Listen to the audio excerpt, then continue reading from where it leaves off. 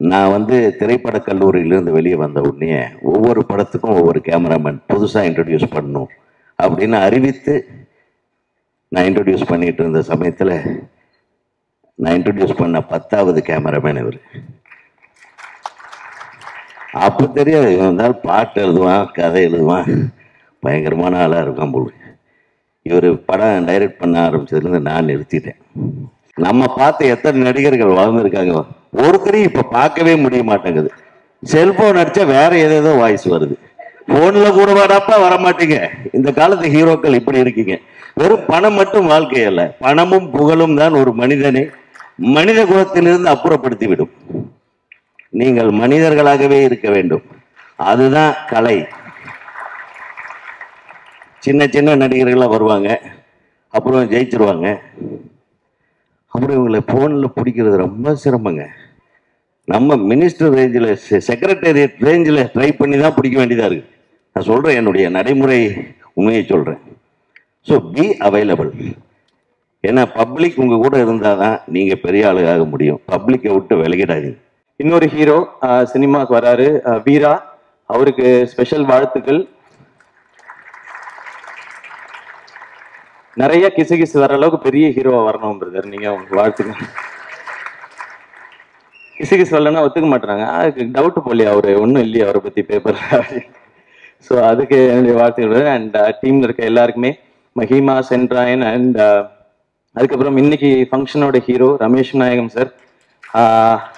அவரோட வாய்ஸுக்கு பெரிய ஃபேன். விழிகள் நிறைய வானமா இருக்கட்டும், அண்ட் தொட்டிஜியால நீங்க பாடின பாட்டா இருக்கட்டும் சார், அண்ட் எல்லாமே அவ்வளோ பிடிக்கும். அண்ட் இந்த சாங்ஸ் இன்னும் அந்த லிஸ்ட்ல கண்டிப்பா எல்லாருக்குமே போய் சேரும்ன்ற இது இருக்கேன். அண்ட் உங்களுக்கும் என்னுடைய வாழ்த்து. நலத்தமிழ் இந்தியோ அல்லது வந்து யூனிவர்சிட்டி ஒரு ராக் மியூசிக் பண்ணியிருக்கேன்.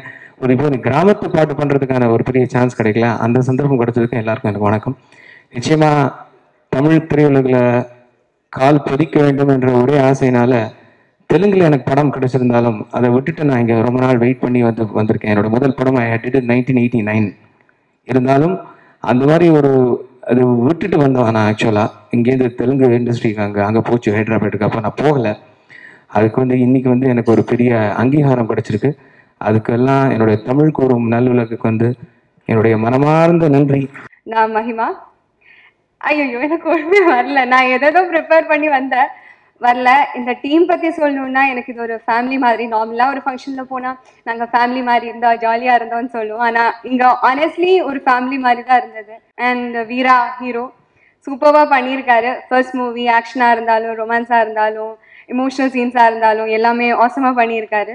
ஒரு புதுமுகத்தை வைத்து ஒரு படத்தை தயாரிப்பது என்பது இப்போ இருக்க காலகட்டத்தில் எவ்வளோ ஒரு கடினமான ஒரு விஷயம், ஒரு ரிஸ்கான விஷயம் அப்படின்றது நம்ம எல்லாருக்கும் தெரியும். அப்படி இருக்கிற இந்த நிலையில் எனக்கு இந்த படத்தில் கதாநாயகனாக வாய்ப்பளித்த தயாரிப்பாளர் ஜான் மேக்ஸ் அவர்களுக்கு என்னுடைய நன்றியை தெரிவிச்சுக்கிறேன்.